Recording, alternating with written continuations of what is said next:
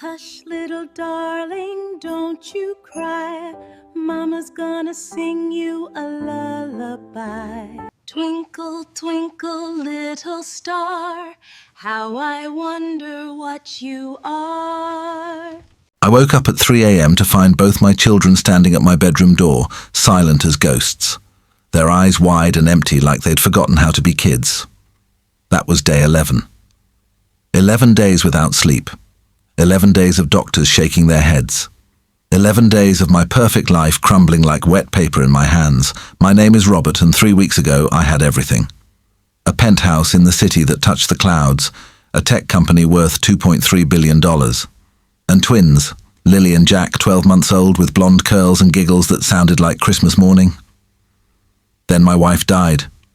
Car accident, black ice, gone in a second. And my babies stopped sleeping. Not couldn't sleep, stopped. Like someone had flipped a switch inside them. The pediatricians said trauma.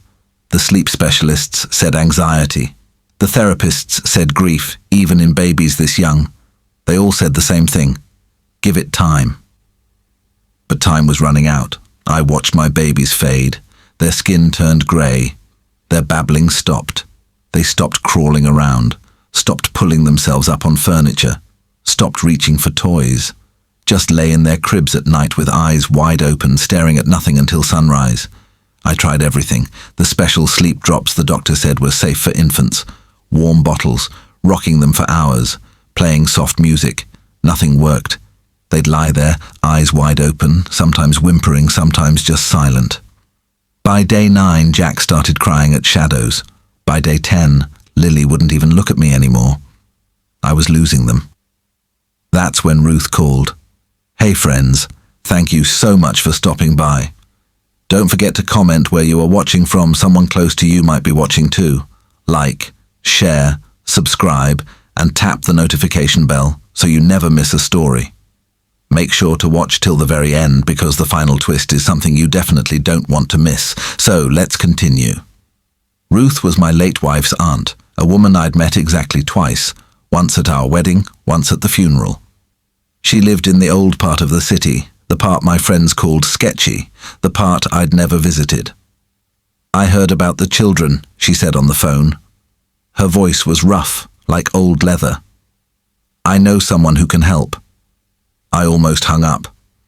I'm a man of science, of data, of things you can measure and prove. I don't believe in folk remedies or old wives' tales. But I was desperate. Her name is Sarah, Ruth continued. She has a gift with children who've lost their way. She can help them find sleep again.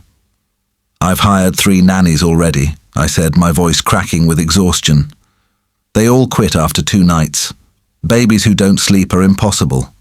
They're only a year old. Sarah is different, Ruth said. Trust me.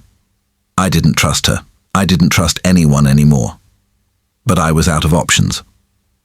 Sarah arrived the next evening. She wasn't what I expected. I'd imagined someone old, maybe mystical looking. But Sarah was young, maybe 30, with dark skin that glowed like polished wood and eyes that seemed to see more than they should. She wore simple jeans and a yellow sweater. She carried one small bag. Mr. Caldwell, she said, shaking my hand. Her grip was firm, confident.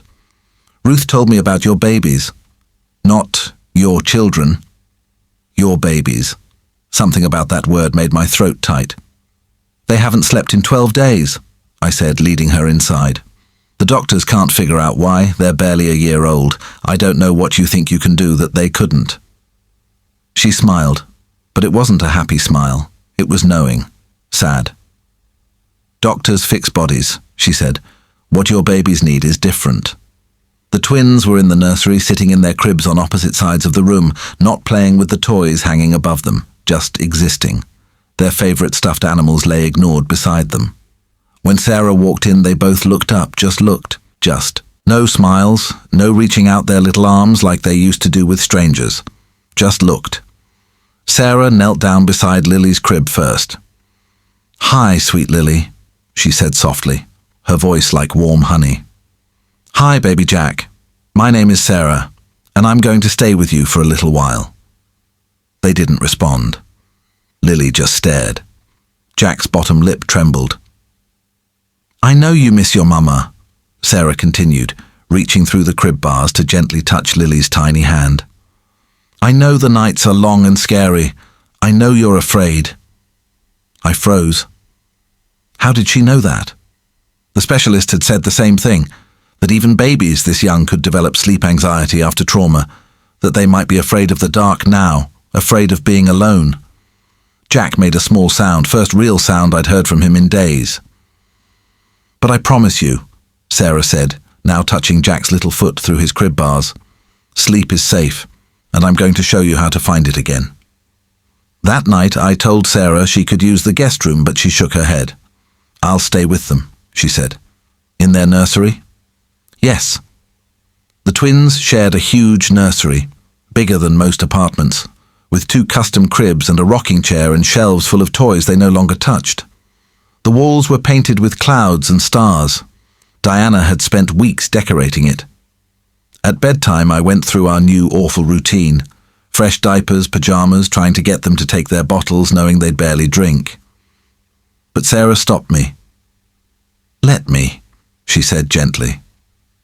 I watched from the doorway. Sarah changed them, talking softly the whole time. She warmed their bottles just right, tested the temperature on her wrist like she'd been doing it forever. She sat in the rocking chair and fed them one at a time, cradling them close. Lily drank half her bottle, more than she'd had in days. Jack finished his completely. Then Sarah stood, holding Jack in one arm, and gently lifted Lily with the other. She was strong. Both babies settled against her like they'd known her forever. She didn't put them in their cribs right away, didn't turn off all the lights. She left a soft nightlight glowing, casting gentle shadows. Then she started singing.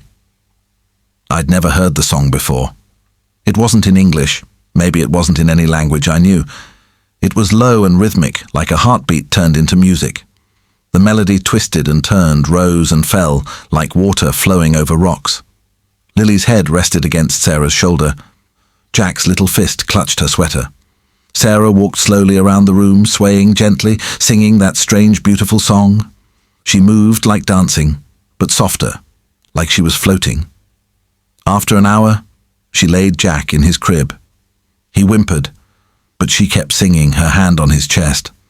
Then she laid Lily down, one hand on each baby, singing, singing, singing. I must have dozed off in the doorway because the next thing I knew, it was 6 a.m., and light was creeping through the curtains. I stood up, panicked. I'd left Sarah alone with the babies all night. But when I looked into the room, my heart stopped. Both twins were asleep. Really asleep. Not just lying down with eyes closed, but deep sleep. The kind where they were curled up, breathing slowly, faces peaceful. Little Jack was even sucking his thumb, something he hadn't done since Diana died. And Sarah was still there, sitting in the rocking chair between their cribs, still awake, watching them like a guardian angel. "You stayed up all night," I whispered. She looked at me and smiled. Someone had to keep watch. That day, the twins were different. Not back to normal, that would take time, but different.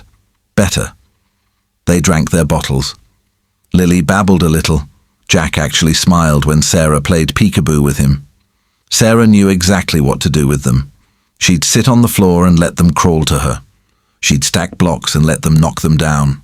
She'd read them picture books in that gentle voice that somehow reached through their grief. That night, the same thing. Sarah fed them, held them, walked with them, and sang. By midnight, they were both sleeping. She did this for a week. Every single night, Sarah stayed awake singing those strange, beautiful songs until my babies found peace. Every morning, she was still there, watching over them. I started noticing other things. Sarah knew things she shouldn't know. She'd heat Lily's bottle to exactly the right temperature without asking. She'd know that Jack liked to be bounced before bed, not just rocked. She'd hummed the same tune Diana used to hum during diaper changes, a tune I'd never mentioned. "How do you know these things?" I asked her one afternoon while the twins napped, their first daytime nap in 2 weeks. Sarah was drinking tea at the kitchen counter. She looked at me with those deep, knowing eyes. Babies speak in ways adults forget to hear, she said. That's not an answer. She smiled. No, it's not. I should have been suspicious. Should have run a background check, asked more questions. But I was just grateful. My children were sleeping again. They were coming back to life. By the second week, they were sleeping through most nights. Sarah would sing for an hour, maybe 2, then they'd drift off. She started sleeping a little herself, curled up in the rocking chair in their nursery. You don't have to do that, I told her. You can use the guest room now. They're doing better. Not yet, she said. They still need to know someone's watching. I'm watching. She gave me a look that made me feel like a child myself. You're grieving too, Mr. Caldwell. You can't pour from an empty cup. She was right.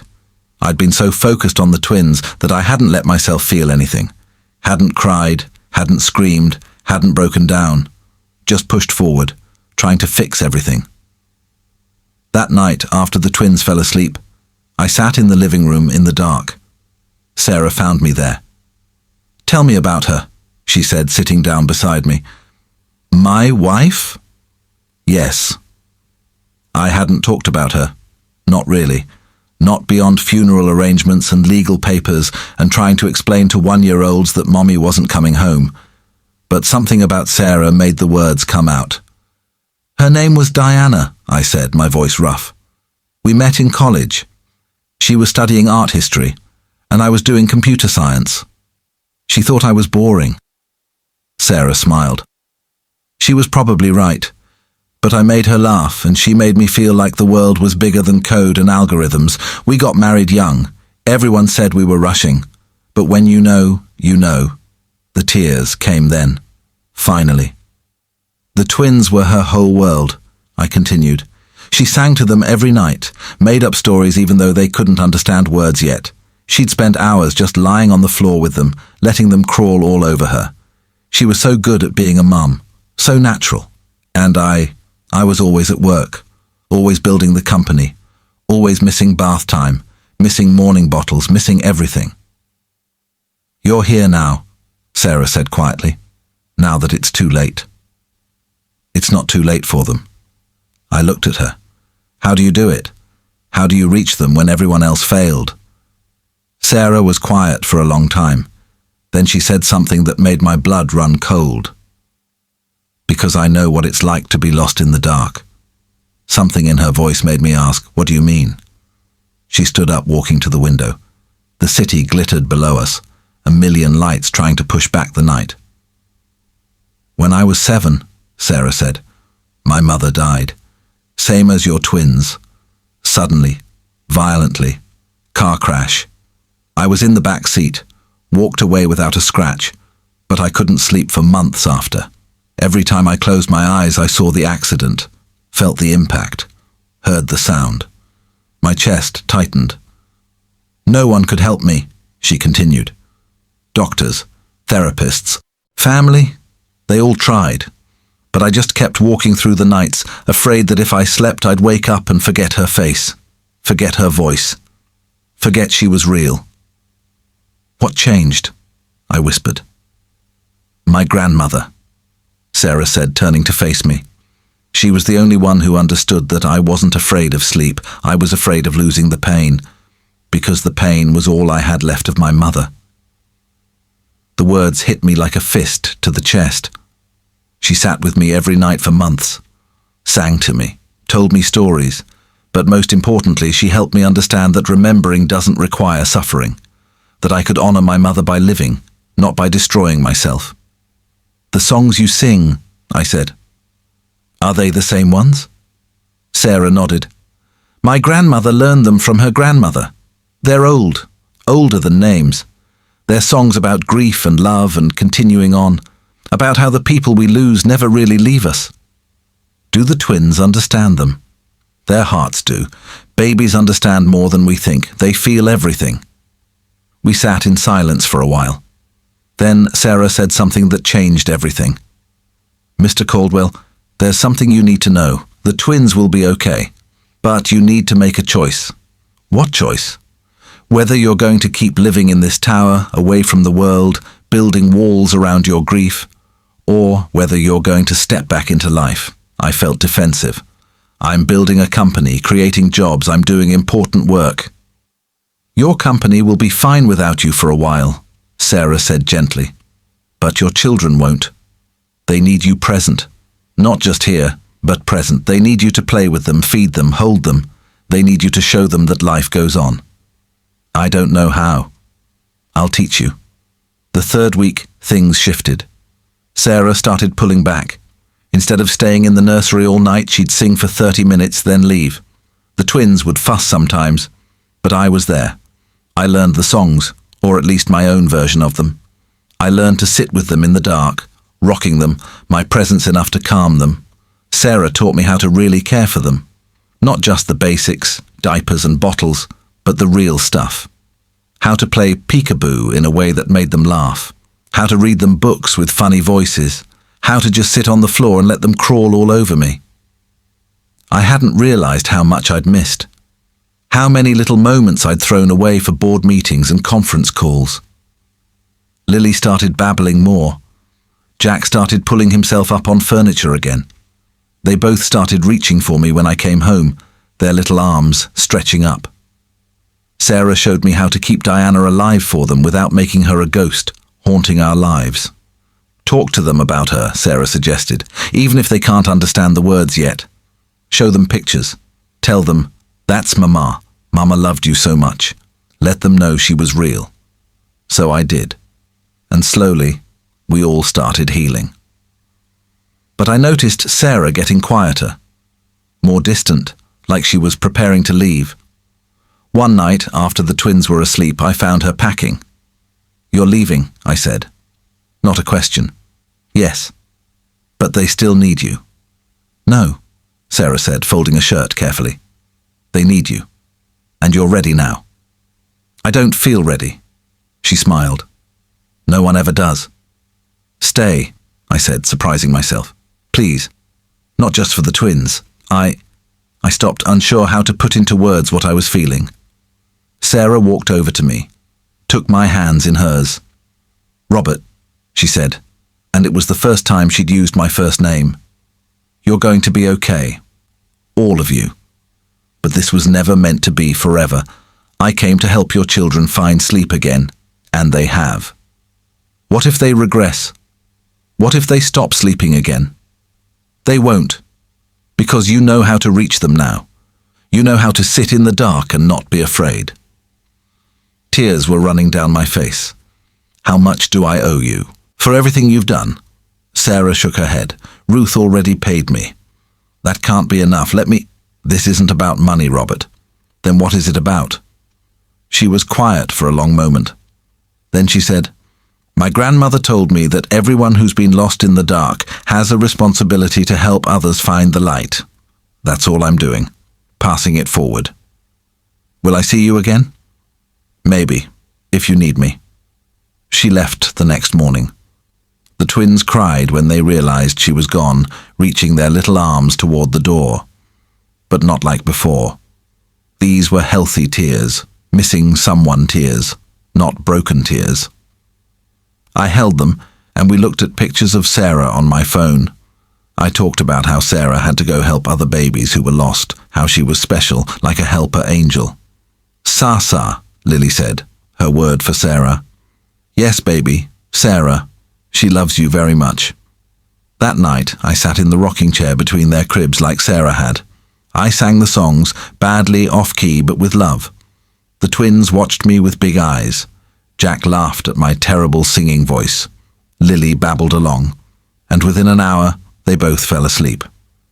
I stayed up a bit longer, watching them sleep, thinking about Diana, about Sarah, about how strange and beautiful and painful life can be. 3 months passed. The twins thrived. They started walking, wobbly, uncertain steps that turned into confident toddling. They learned new words every day, still missed their mother in ways I could see in their little faces sometimes, but they were living again. I cut back at work, promoted someone to CEO, started actually being a father instead of just a provider. We moved out of the penthouse, got a house with a yard where the twins could play, got a gentle dog, built a life that felt real instead of like a museum to my success. I tried to find Sarah, asked Ruth for her number, her address. But Ruth just smiled mysteriously. "She'll find you if you need her," was all she'd say. Then one day, 6 months after Sarah had left, I got a call from an unknown number. "Mr. Caldwell?" A woman's voice, professional. "This is Linda from City Children's Hospital. We have a situation, and Ruth suggested you might be able to help." "What kind of situation?" "We have a 10-month-old baby, car accident, lost both parents. She hasn't slept in 8 days. We've tried everything." My heart broke for that little baby. "And you want me to?" "Ruth said you might know someone. A woman named Sarah. We need her, Mr. Caldwell. This baby is fading." I tried to explain that I didn't have Sarah's contact information, that she'd just appeared and disappeared like smoke. But that night, I couldn't stop thinking about that little baby, awake, afraid, lost in the dark. I called Ruth. "I need to find Sarah," I said. "Why?" "Because there's a baby who needs her." Ruth was quiet. Then she said, "Sarah doesn't have a phone, Robert. She doesn't advertise. She goes where she's needed, when she's needed. Then how do I reach her? You don't. But sometimes, if the need is great enough, she finds you." I wanted to scream with frustration, but instead I did something crazy. I went to the hospital. The little baby's name was Hope. She was tiny, with red hair and blue eyes that were too old for her face. She lay in her hospital crib, surrounded by machines and charts and concerned doctors, but utterly alone. I sat down in the chair beside her crib. "Hi, Hope," I said softly. "My name is Robert, and I have a story to tell you." I told her about the twins, about how they couldn't sleep after losing their mother, about how lost we all were. And then I sang Sarah's songs, my terrible off-key but heartfelt version of them. Hope didn't fall asleep, but she turned her little head toward my voice, and for the first time in 8 days, according to the nurses, her eyes started to close, even just for a moment. I came back the next night, and the next, singing, telling stories, just being present.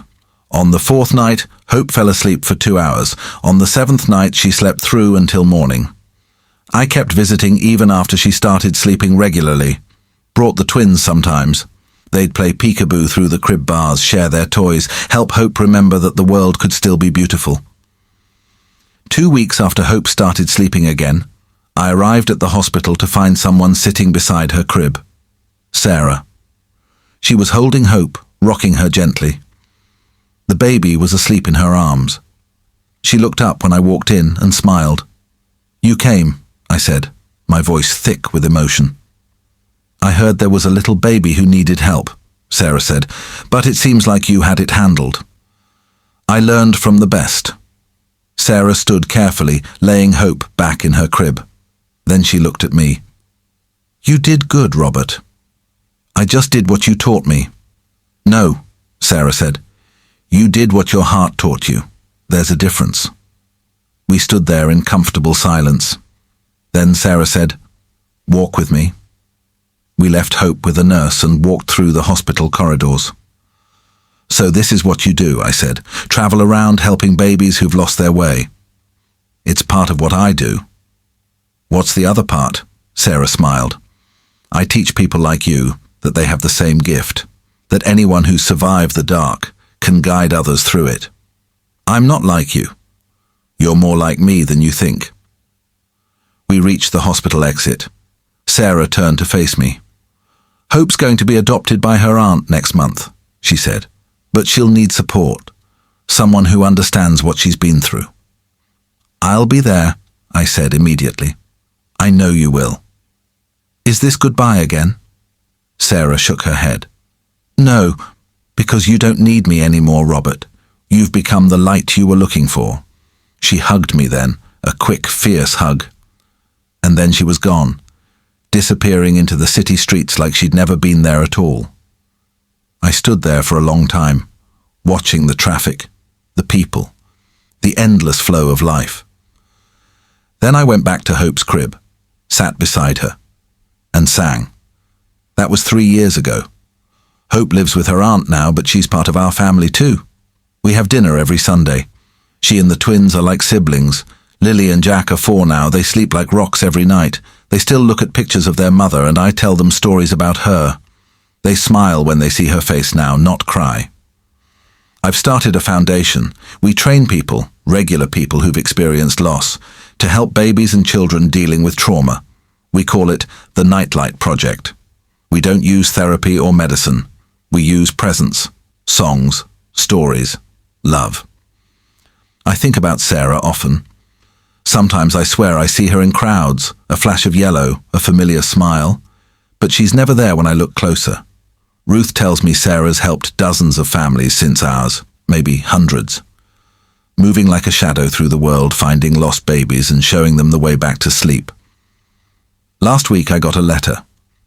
No return address. Inside was a single piece of paper with a message in handwriting I recognized. The dark is only dark if you're alone in it. Thank you for becoming a light. S. I keep it on my dresser. Read it when the nights feel long. Because Sarah was right. We all have the ability to guide others through darkness. We just have to be willing to sit with them, sing with them, and show them that morning always comes. Tonight, Jack woke up from a bad dream. Nothing serious, just toddler stuff. But he cried for me, reaching up from his bed. I could have just patted his back and left. Instead, I picked him up, held him close, and sang. Not perfectly, not beautifully, but with all the love in my broken, healing heart. And he fell back asleep in my arms, peaceful and safe. That's Sarah's real gift, I've realized. Not the songs themselves, but teaching us that we're enough, that our imperfect presence, our stumbling love, our willingness to stay awake in the dark with someone, that's the magic. There's no fairy tale ending here. Diana is still gone. The twins still have moments when they look for their mama. I still mess up as a father, but we're living, really living. And every night, when I tuck my children into bed and they drift off to sleep easily, naturally, I think of a young woman who came into our lives when we needed her most, who taught us that grief doesn't have to be a cage, that love doesn't end with death, that the longest nights eventually give way to dawn, and that sometimes the most extraordinary magic is simply refusing to let someone suffer alone in the dark. Somewhere in the city tonight, there's probably a baby who can't sleep, who's lost in the dark places of grief and fear. And somewhere, I believe, Sarah is on her way to them, singing songs older than sorrow, keeping watch until morning, being the light, just like she taught me to be. Here's what I learned from Sarah, and what I hope you take from this story. Money can't buy presents. I had billions, but I couldn't give my children what they really needed until I learned to simply be there. Not fixing, not buying solutions, just being present in their pain. Grief shared is grief lessened. When we try to carry our pain alone, it destroys us. When we let others sit with us in the dark, we remember we're not alone. And when we sit with others in their darkness, we honor our own journey through it. Your broken pieces can heal others. Sarah's greatest gift wasn't that she was perfect. It was that she'd been broken too. She used her scars to light the way for others. Every hard thing you've survived has prepared you to help someone else survive their hard thing. Presence is the greatest gift. Not advice, not solutions, not trying to fix everything. Just showing up, sitting in the hard moments, singing badly, staying awake when someone else can't, being there. We become what we needed. I needed someone to show me how to be a father when I was falling apart. Sarah showed me. Now I show others. The pain you survived doesn't have to be wasted. It can become your purpose. The dark is only dark when you're alone in it. This is the truth that changed everything for me. Suffering alone is unbearable. But when someone sits with you, holds your hand, sings to you in the darkness, suddenly the night isn't quite so scary, and eventually you become strong enough to be that person for someone else. If you're in the dark right now, please know this: morning is coming, and you don't have to wait for it alone. Reach out. Let someone sit with you. Let someone sing you through the night. And if you've already walked through your darkness and made it to dawn, look around. Someone near you is still lost in their long night. You have the songs they need to hear. You have the light they're searching for. Don't waste your pain, don't hide your scars, use them to light the way for someone else. That's how we survive the hardest things in life, not by going through them alone, but by holding hands in the dark until the sun comes up, and then teaching others that they can do the same. In conclusion, this story reminds us that love doesn't end when life does.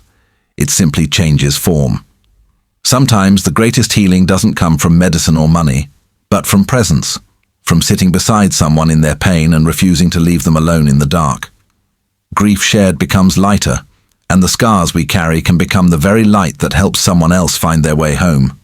True strength is gentle. It shows up in small, quiet acts of care, a song, a touch, a whispered, "You're not alone." We learn that we don't have to be perfect to heal others. We just have to be willing to stay.